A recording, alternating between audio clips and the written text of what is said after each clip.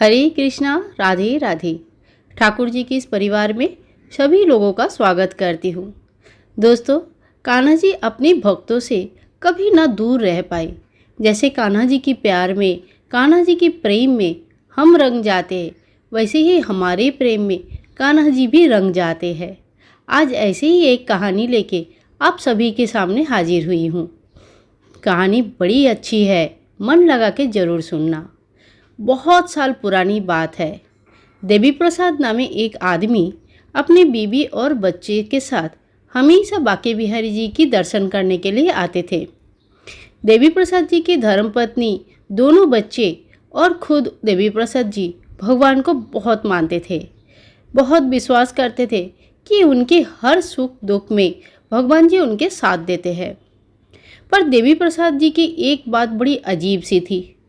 वो हर साल बांके बिहारी जी के दर्शन के लिए आते तो थे, पर अपने घर में कोई मूर्त, कोई विग्रह ठाकुर जी का नहीं रखते थे। कहते थे कि बांके बिहारी जी तो वृंदावन में है, वो हमारे घर में आ गए तो वृंदावन में कौन रहेगा। ये बात देवी प्रसाद जी की धर्मपत्नी को बिल्कुल समझ में नहीं आता था। सबके घर में तो लड्डू गोपाल जी है, फिर हमारे घर में क्यों नहीं। बहुत बार समझाने की कोशिश किए और बहुत बार बोले भी कि हमें भी एक लड्डू गोपाल ला के दो, घर पे हम भी उनकी सेवा करना चाहते हैं। पर देवी प्रसाद जी की साफ साफ बात थी, बिल्कुल नहीं, घर पे लड्डू गोपाल जी नहीं आएंगे, हम उनके पास जाएंगे, दर्शन करके आएंगे। इसी बात पे बहुत बार झगड़ा भी हो गया और मनमालिन्य भी हो गया। पर क्या करें, अब तो उनकी धर्मपत्नी को समझ में भी आ गया था कि कुछ नहीं होने वाला है और देवी प्रसाद जी घर में गोपाल जी लाने ही नहीं देंगे, तो इस बारे में बात करके भी क्या फ़ायदा। मन ही मन लेकिन वो गोपाल जी को बुलाते रहते थे। बोलते थे, कान्हा कभी तो हमारे घर भी पधारो, कभी तो हमारे घर पे भी आओ, कभी तो मैं भी तुम्हारे सेवा करूं। हमारे पति को आपके ऊपर बहुत भरोसा है, बहुत विश्वास है, पर पता नहीं उनको क्यों ऐसा लगता है कि आप हमारे घर में नहीं आ सकते। ऐसा क्यों, मुझे तो कुछ समझ में नहीं आता है। आप ही रास्ता निकालो। मन ही मन ये जैसे कि हमेशा वो बोलते रहते थे। आंख बंद करके छोटा सा एक लड्डू गोपाल जी को कल्पना करके हमेशा वो लड्डू गोपाल जी को आने के लिए आह्वान करते रहते थे। दिन जैसे कि तैसे चल रहे थे और फिर एक दिन फिर से बांके बिहारी जी के दर्शन करने के लिए वृंदावन जाने की सारे प्लान प्रोग्राम बन गई। देवी प्रसाद जी हर साल की तरह इस साल भी अपने बीवी बच्चों के साथ आ गए वृंदावन धाम और वहाँ पे भगवान जी के दर्शन करने के लिए। भगवान जी की बड़े मनमोहक रूप देख के बस देखते रह जाते थे और बहुत देर तक वहाँ बैठने के बाद फिर थोड़ा सा यहाँ वहाँ घूमने के बाद 1-2 दिन बाद वो आ जाते थे अपने घर। हर साल का ऐसे ही नियम था। पर इस साल गोपाल जी ने कुछ और ही सोच रखे थे। अब उनकी लीला तो न्यारी है, ये तो हमारी सोच के ऊपर ही होते हैं। और जैसे ही उन्होंने बांके बिहारी जी के दर्शन करके बाहर आ रहे थे मंदिर में, तो मंदिर के एक कोने में देखा कि किसी ने गोपाल जी छोड़ के गए हैं। हो सकता है सेवा नहीं होता है या नया है, कुछ समझ में ही नहीं आया, लेकिन एक छोटा सा गोपाल मंदिर के बाहर दरवाजे के सामने बैठा हुआ है। सबसे पहले ये तो देवी प्रसाद जी की धर्मपत्नी ने देखा और जैसे ही देखा उनकी आंख भर आई। किसने यहाँ पे गोपाल जी छोड़ के चले गए, बड़े प्यारे मनमोहक रूप है। और उन्होंने देवी प्रसाद जी को कहा, देखो किसी ने गोपाल जी यहाँ पे छोड़ के गए हैं, चलो हम इन्हें अपने घर लेके जाते हैं और इनकी सेवा करते हैं। देवी प्रसाद जी फिर से वही बात दोहराने लगे और बोले, कितनी बार कह दिया है कि गोपाल जी को घर पे नहीं लेके जाना है, हम आएंगे यहाँ उनकी बांके बिहारी जी के दर्शन करेंगे और घर जाएंगे, फिर भी एक ही बात क्यों बोलती रहती हो। यह बात सुन के उनकी धर्मपत्नी बड़े ही दुखी हो गए। गोपाल जी की तरफ बड़े बड़े आंखों से देखने लगी, आंख भर आई, पर क्या करे। उसी दिन उन लोगों का वापस आने के भी थे। वो लोग जल्दी जल्दी चलने लगे और जाके टांगा का बंदोबस्त करने लगे। स्टेशन जाना है, वहाँ से ट्रेन पकड़नी है, पर वहाँ पे कोई गाड़ी, कोई टांगा कुछ मिल ही नहीं रहा था। ऐसे में थोड़ा समय तो वहीं पे चला गया। फिर टांगे वाले एक मिला तो कैसे कैसे स्टेशन तक जब तक पहुँचे, तब तक भाड़ा लेके फिर झगड़ा हो गया। ज़्यादा भाड़ा, जितने की भाड़ा उन्होंने बोला था उससे ज़्यादा डबल मांगने लगे। अब देवी प्रसाद जी फिर उसमें लग गए, भाई डबल क्यों मांग रहे हो।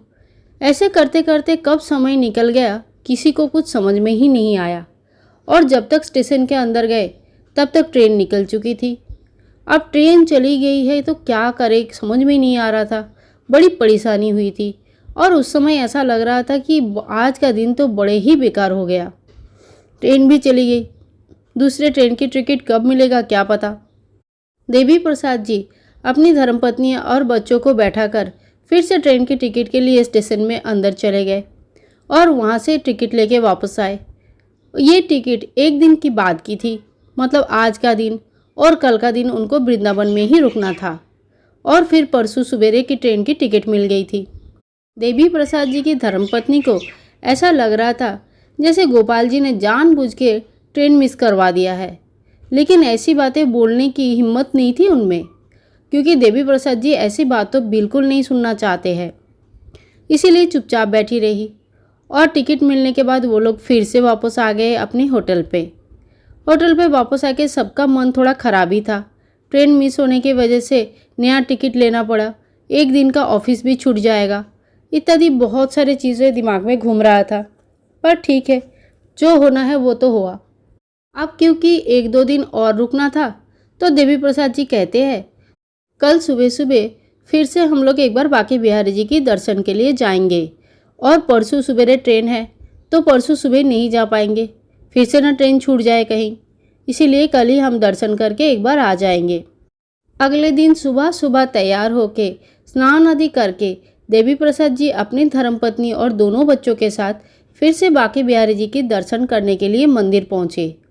पर ये क्या, ठाकुर जी की लीला तो ठाकुर जी की लीला ही होती है।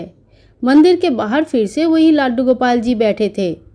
इस बार जैसे कि लड्डू गोपाल जी मुस्कुराता हुआ ऐसे गोल गोल आंखों से देख रहे थे। क्यों छूट गई ना ट्रेन, मुझे लेके ही नहीं गए, बिना मुझे लेके तुम लोग कैसे जा रहे थे, जैसे कि यही बात बोल रहे थे। लड्डू गोपाल को फिर से उसी जगह पे वहीं पे वैसे ही बैठे रहते देखा तो देवी प्रसाद जी की धर्मपत्नी के आंखों में आंसू आ गया। अब जाके वो दौड़ के जाके गोपाल जी को गोदी में उठा लिया और बोला लल्ला चल तू इस बार मेरे साथ, अब मैं ना सुनूंगी किसी की बात। और फिर ऐसे ही बड़े प्रेम से लड्डू गोपाल जी को हाथ में लेके हाथों की झूला झुलाने लगे। और थोड़े टाइम बाद ही उनको समझ में आया कि फिर से कहीं देवी प्रसाद जी मना ना कर दे और डरी डरी आंखों से वो देवी प्रसाद जी की तरफ देखने लगे।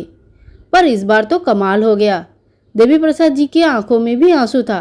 बोला भगवान जी आपने मेरा भ्रम तोड़ दिया, चलिए प्रभु घर चले। और उन्होंने अपनी धर्मपत्नी के हाथ से अपने लड्डू गोपाल जी को लेके उनके चरणों में सर टिकाया। फिर लड्डू गोपाल जी को लेके अंदर गए बांके बिहारी जी की दर्शन करने के लिए। परिवार के 5 सदस्य ने बांके बिहारी जी के दर्शन किए और फिर अगले दिन सुबह खुशी खुशी घर आए। तो ऐसे होते हैं लड्डू गोपाल जी की निराली लीलाएं। कैसे लगा आप सब लोगों को ये घटना।